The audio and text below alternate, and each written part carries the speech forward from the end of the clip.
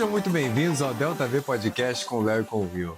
O episódio de hoje é para a gente falar da pré-corrida da Áustria, tudo que aconteceu nos treinos livres e na qualificação.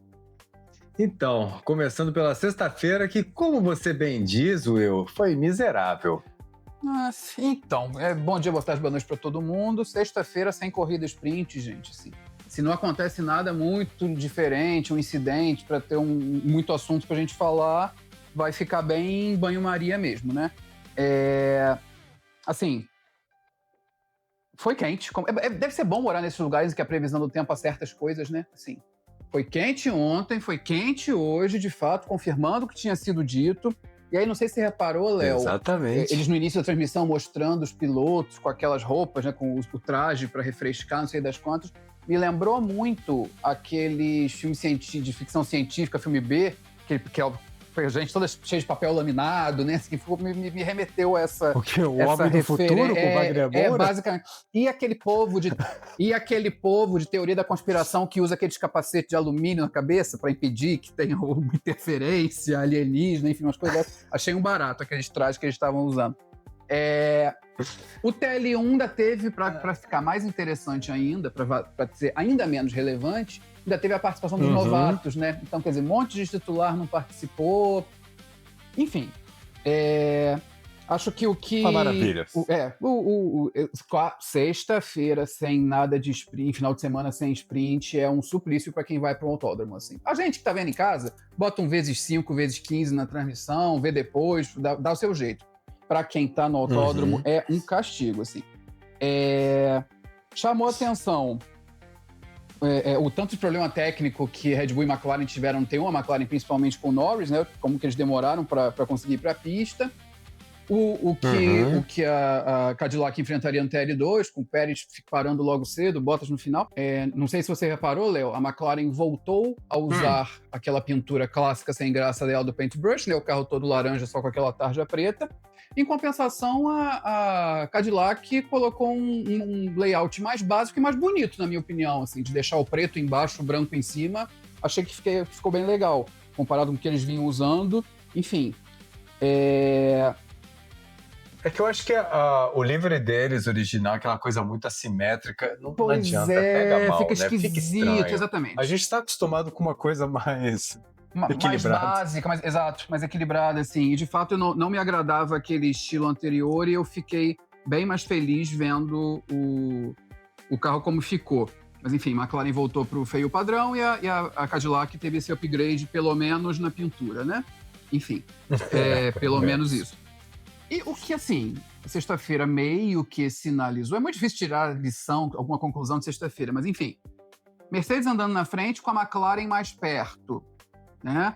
Uma Ferrari muito discreta ainda na sexta-feira, assim, andando um pouco mais para trás. Isso. E a Red Bull ali, se embolando com a Ferrari, talvez um pouquinho mais para trás. Você estava comentando comigo mais cedo que o Max estava tendo problemas para sair, né, nos treinos também. Pois é. Eu vi uma dessas vezes, mas eu acho que foi mais de uma, não foi? Que ele pegou e voltava. Exato, e falava que não conseguia. Tipo, o problema era andar no pit, não era? Foi um TL1 sofrido. Era uma coisa assim? Exato, foi um TL1 sofrido para as duas. Aí no TL2 elas conseguem andar com bem menos problema, né? Tanto McLaren quanto Red Bull, e aí o problema fica mais para Cadillac mesmo. De certa forma, assim, a sexta-feira deu a entender que a gente teria, aproveitar a época de Copa do Mundo, de futebol, um 4-4-3 bem definido ali entre as equipes, quer dizer, as quatro grandes na frente, como a gente já sabe mesmo. Aí vem aquele grupo de Racing Bulls, Haas, Audi e Alpine atrás, com a Racing Bulls um pouquinho mais para frente, né? Assim, ela meio que despontando como quinta força. E as três do fundo, parece que a Williams perdeu o contato com o povo do meio e nesse final de semana, pelo menos, está andando mais para trás. Está sendo, assim, tá mais para Aston e para Cadillac do que para o resto. Está bem ruim esse final de semana para eles. Bem ruim. Assim. Pois é. Vamos ver se eles conseguem evoluir alguma coisa, mas pelo menos por enquanto, não. E aí, chegando na manhã de hoje, né, no TL3...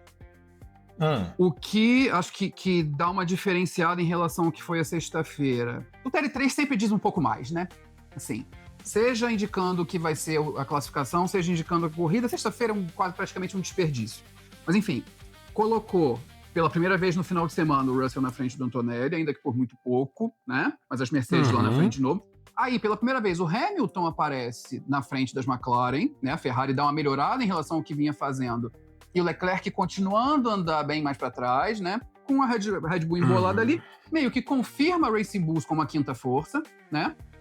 E meio que mostra uma Aston Martin numa fase absolutamente miserável, né? Como que eles conseguiram andar mais para trás do que já estavam, meu Deus? Tem até aquele finalzinho, mas isso aí a gente fala daqui a pouco da classificação. Pois é. O Alonso muito irônico. Pois é, assim, eu achei que foi ironia, pelo menos. Assim, porque é triste, porque a gente... Não, claro que foi, só pode ter sido, assim. A gente deixou de ter como referência a diferença brutal de performance da Aston pro povo da frente e tá olhando a diferença dela pra Cadillac, assim. É muito constrangedor, gente. É muito constrangedor. É impressionante que tenhamos chegado a esse ponto. Mas, enfim, é o que temos. E meio que o Q1 confirma isso, né? Sim. A gente tem, de novo, o Williams como... Apesar dos draminhas, né? Apesar do Ocon passar um pequeno sufoco para voltar para a área do Q2. Até as Audis precisam melhorar o tempo para sair daquela área de perigo ali, né? O Huckenberg melhora, o Bortoleto sai da área. Foi exatamente nessa ordem, né? E aí... O Williams, Cadillac e Aston Martin. E com a diferença, de novo, chamando a atenção, embora com essa ressalva do Alonso, né? Assim, dessa vez, assim. De que estão achatando, assim, estão chegando perto, assim. Foi um progresso. 1 segundo da Cadillac. Excelente performance. Cara, realmente, como é que pode, né? Assim, de novo esse pesadelo com a Honda, de novo com o Alonso. Chega a ser uma crueldade do destino, assim. Mas é o que temos. Um Q2 que confirma o que depois não seria confirmado, né? Um Q2 que mostra de novo Mercedes e McLaren como as duas primeiras, né? Com Ferrari e Red Bull mais atrás. Confirma a Racing Bulls como quinta força mesmo, porque são os 10 carros que avançam. Aquele bolo ali de Haas, Alpine e Audi. Mas assim, a graça do Q2 foi o final com o Verstappen quase ficando de fora, né? Assim... Pois é, ele deu uma volta só e achou que bastava. Exatamente. E aí, assim, quase que não bastou. Quer dizer, foi curioso. E aí vem um Q3 para reverter o que vinha acontecendo, né? Porque um Verstappen que quase não passa para o Q3, em determinado momento ele faz uma volta tão boa que parece que ele vai ser o pole. Exatamente, isso na primeira tentativa. Exatamente. Aí, por margens mínimas, Antonelli e Russell conseguem ficar na frente dele. E aí vem a outra reversão de expectativa, que é, na segunda tentativa, a Ferrari andar tão bem. Mais do que isso, o Leclerc andar tão bem. O Leclerc que vinha andando atrás do Hamilton praticamente o tempo todo, de repente... Consistentemente. De repente aparece como provável pole position. E aí vem aquele plot twist no final, né? Assim... Mais uma vez... Eu sei que temos opiniões divergentes quanto à legalidade do que aconteceu, mas tudo bem. Não, vamos lá. Mais uma vez, Verstappen sendo protagonista, né? Assim, lembrando, eu vou voltar a isso, o campeonato do Antonelli começa de um jeito diferente quando o Verstappen bate lá no qualifying da Austrália e dá para a Mercedes o tempo que ela precisava para consertar o carro do Antonelli, que ele tinha batido no TL3, assim. Talvez ele não conseguisse nem treinar lá, ele consegue treinar, avançar para o Q2, para o Q3 e ser segundo no grid. Dessa vez, parecia que o grande favorecido ia ser o Leclerc. Até que, de onde ninguém esperava, surge o George Russell com aquele tempo. Pole de telemetria, que eu falei para você, pole de telemetria também conta. A Fórmula 1 tem mais um problema aí. Se você verifica que no trecho onde tinha bandeira amarela, ele reduziu a velocidade e no resto da volta ele foi rápido o suficiente. O problema é que a Fórmula 1... Mas era antes de uma curva, é meio que óbvio que ele pode reduzir a velocidade ali sem perder nada. Mas ele tirou o pé antes do ponto normal de frenagem, é isso que a telemetria mostrou. Então ele observou a bandeira amarela, ele não ignorou a bandeira amarela, que era o motivo que poderia gerar uma desconsideração daquela volta. A gente fica discutindo essas questões ridículas aqui, porque a Fórmula 1 peca em alguns sentidos, como, aliás, em termos de regras, de regulamento esportivo, ela peca em trocentos sentidos. Numa categoria séria, se alguém causa um incidente numa determinada fase do treino, capaz de atrapalhar os outros, essa pessoa perde a melhor volta dela, né? Assim, deveria, inclusive, perder o companheiro de equipe, porque às vezes ele está fazendo isso para favorecer o companheiro de equipe. Mas assim, numa Indy, por exemplo, da vida, eu tenho absoluta certeza, até porque você tem possibilidade de reabastecer o carro, então isso não é um fator, que eles dariam mais uma oportunidade para todo mundo que foi prejudicado ali. Assim, um treino não acaba numa categoria séria, normal, com um carro na brita e dizendo tinha 20 e poucos segundos, então não vai começar mais não. Porque você ferra todo mundo que estava tentando fazer a melhor volta naquele momento por causa de um sujeito que cometeu um erro. Quando cometeu um erro, porque às vezes é de propósito, a gente tem históricos disso, né? Schumacher em Mônaco parando o carro para ninguém melhorar o tempo dele, enfim. Bastava que, ok, atrapalhou a volta de todo mundo, então essa aqui não valeu para ninguém e aí todo mundo vai ter outra chance. Aí, como não existe isso, a Fórmula 1 fica nessa coisa de tentar salvar. A gente vê isso, por exemplo, na hora em que ela escolhe dar uma bandeira vermelha, por exemplo. E se eu não me engano, em Barcelona aconteceu isso. Teve um momento do Q3, acho que antes, quando o Leclerc bateu, se eu não me engano, que só as voltas do Verstappen e do Piastri contaram. O Norris, que vinha logo atrás, a volta dele não contou, porque resolveram dar bandeira vermelha naquele instante. Assim, fica muito aleatório, fica muito sem critério. No fim das contas, eu fiquei feliz porque ganhei meu pontinho aqui na nossa disputa, porque graças a Deus acertei lá no Unchained, que eu tinha colocado o Russell de pole, então fiquei maravilhado quando confirmaram que não ia ter investigação nenhuma, que a Ferrari não ia recorrer, fiquei feliz da vida. Mas eu concordo que é uma situação controversa, que poderia ser resolvida de uma forma muito melhor, mas que a Fórmula 1 aparentemente ou não sabe ou não está interessada em resolver. Então, é isso. É isso. Vai largar o Russell amanhã em primeiro, com as duas Ferraris atrás e o Antonelli em quarto. Não, tá ok. Eu só acho que, sinceramente, se ele conseguiu fechar a volta, devia ter deixado os outros tentarem também, entendeu? E aí o Antonelli, que estava na frente dele, desiste antes. Cometeu o erro. O Russell fez dessa vez o que a Alpine fez com o Gasly em Mônaco. Tenta a sorte. No caso lá, eles não cumpriram a punição para recorrer depois e ganharam. Todo mundo que cumpriu a punição se ferrou e ficou a ver navios, porque não tem como recuperar aquele resultado. Dessa vez o Russell adotou como modo mental. Eu acho que justamente o problema é esse, porque você cria um precedente que pode prejudicar a segurança da prova também, né? Vamos combinar que Imagina, ali... você fala assim, cara, vou dar uma ignoradinha aqui de leve, foda-se, vou pegar e enfiar o pé e continuar minha volta, vou terminar e se quiserem me desclassificar, me desclassificam. Assim. Mas existe a chance de eu não ser desclassificado.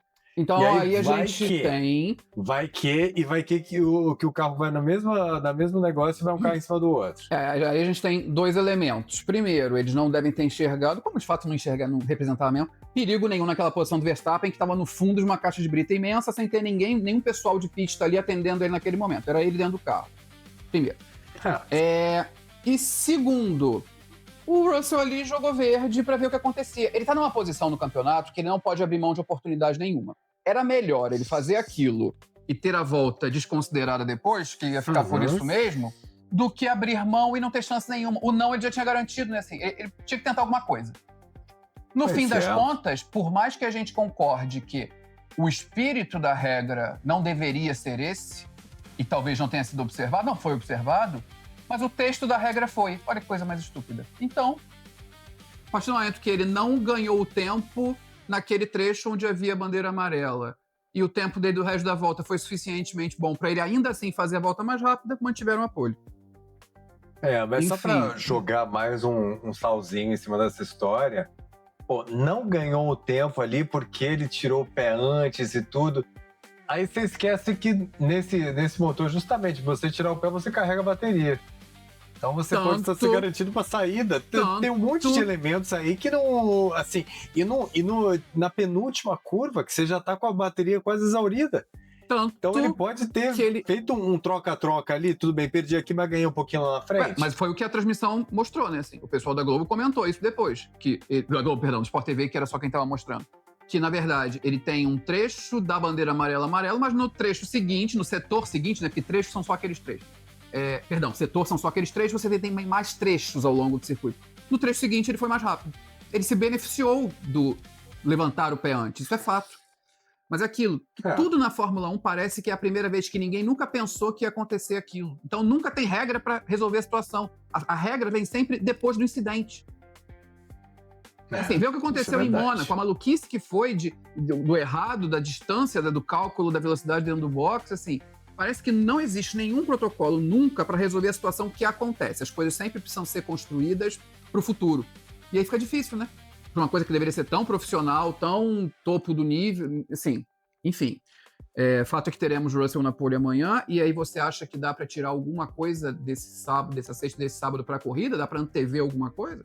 Você enxerga? Qual a perspectiva que você tem para a corrida de amanhã?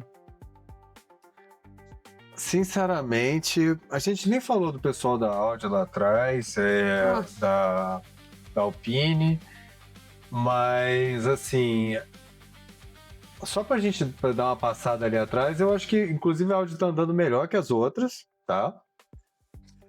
O Borboleta em 12º ali foi um negócio até surpreendente, porque ele falou que o motor da Audi tá sofrendo com o calor, né? Pois é, ela acabou se embolando ali com a Haas, né? Que aí, se eu não me engano, fica o Berman entre ele e o Hülkenberg, com o Ocon no final, né? E aí uma Alpine lá na frente com o Gasly e uma Alpine lá atrás com o Colapinto. Ficou bem embolado esse meio do meio, né? Assim, esse meio que hoje parece estar atrás da Racing Bulls e bem na frente da Williams. Ficou meio, assim...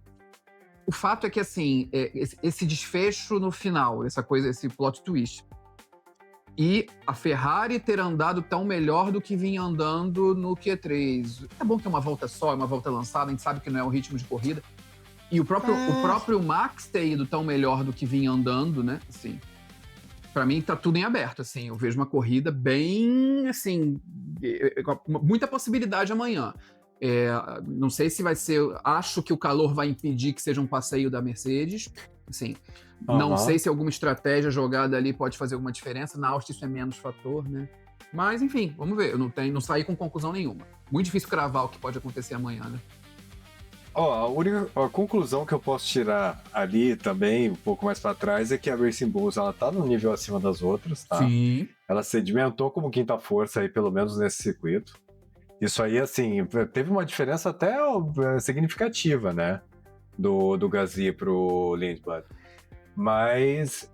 E confirmou que foi sendo visto em todos os treinos livres. Assim, tudo bem, o Leclerc e o Hamilton passaram antes e tudo, mas eu acho que o Antonelli ia engolir os dois, inclusive o Russell também. Então, assim... Vai ser uma loucura ali. Eu não acho que eles têm carro pra segurar, de jeito nenhum. O menino maluco.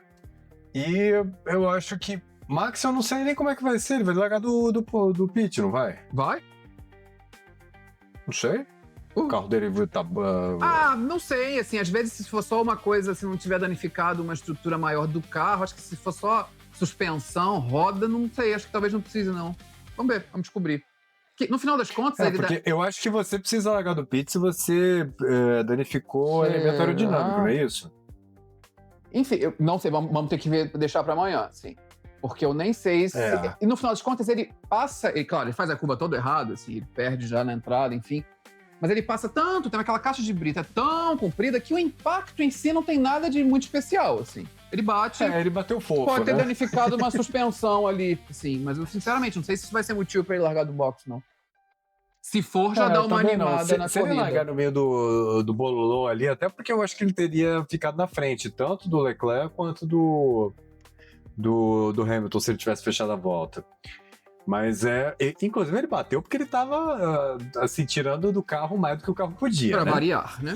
Bom, e assim, então ele pode atrapalhar um pouquinho ali, mas eu acho que, por exemplo, o menino maluquinho vai sair atrás, vai pegar os dois fácil. As McLaren, sinceramente, eu não tô vendo muito... Eu acho que ela vinha... o que vai acontecer com eles. Muito bem até ali, mas na hora do Q3 decepcionou. Não sei se foi uma coisa circunstancial muito de momento, ou se ela não... Ou se ela tem um rendimento melhor pra corrida do que pra treino. Vamos ver o que acontece, né? Gente, mas pô, ali no final do Q3 o pessoal tava melhorando quase meio segundo, 6 décimos em relação ao Q2. Foi uma evolução grande ali de uma sessão para outra. Mas aí a minha dúvida é justamente essa. Se, na verdade... Vamos combinar que ritmo de Q3 não se traduz em ritmo de corrida. Todo mundo tem que andar 3, 4 segundos mais lento para fazer o carro chegar até o final.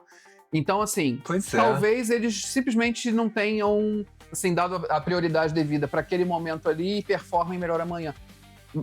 Todo mundo está indicando que quem mais se beneficia com o calor é a McLaren, né? Em Miami foi assim. Vamos ver o que acontece. Então acho que é isso. Isso aí. Então essas foram as nossas considerações sobre a pré-corrida do Grande Prêmio da Áustria. E amanhã a gente vai ver o que vai acontecer. Will, sempre um prazer estar aqui com você. Sempre. Muito obrigado aos nossos telespectadores. E, por favor, sininho, like, hype, o que for aí, faz um comentário, xinga a gente. Discorda de tudo. E tamo junto aí. E até a próxima. Tchau, tchau. Valeu!